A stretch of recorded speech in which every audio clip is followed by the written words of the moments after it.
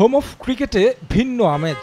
Concert এর আগেও হয়েছে, পরিবর্তিত বাংলাদেশে আয়োজনটা একটু আলাদা। বিপিএলকে ঘিরে উন্মাদনা ছড়িয়ে পড়েছে গোটা বাংলাদেশে। আনুষ্ঠানিক শুরুটা ঢাকায় মিউজিক ফেস্ট দিয়ে। উপমহাদেশের প্রখ্যাত সঙ্গীত শিল্পী রাহাত ফতে আলী খান মাতাবেন মঞ্চ।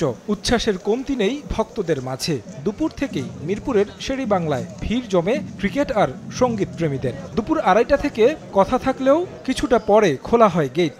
সারিবদ্ধ হয়ে একে একে ভেতরে প্রবেশ করেন ভক্তরা। এমন আয়োজনে মুগ্ধতা ঝরল দর্শকদের কণ্ঠে। এর মধ্য দিয়ে বিপিএলও এগিয়ে যাবে কাঙ্ক্ষিত লক্ষ্যে।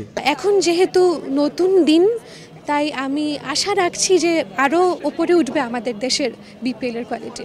শুরুতে বাংলাদেশি শিল্পীরা মঞ্চ মাতান, এরপর বিসিবি সভাপতি বক্তব্য দেন। তার পরপরই মঞ্চে ওঠেন যুব ও ক্রীড়া উপদেষ্টা। স্মরণ করা হয় জুলাই আগস্ট বিপ্লবের শহীদদের।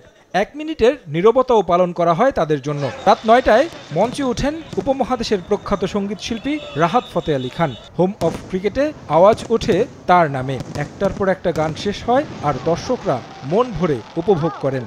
তবে মাঝে স্টেডিয়ামে প্রবেশ নিয়ে দর্শকদের সাথে ইভেন্ট ম্যানেজমেন্টের নিরাপত্তায় থাকা কর্মীদের হয়েছে বাকবিতণ্ডা। অনেকে চেষ্টা করেছেন জাল টিকিট দিয়ে প্রবেশের। তাদের দমাতে লাঠিচার্জ করেন আইনশৃঙ্খলা বাহিনী, জানিয়ে অভিযোগ ভক্তদের।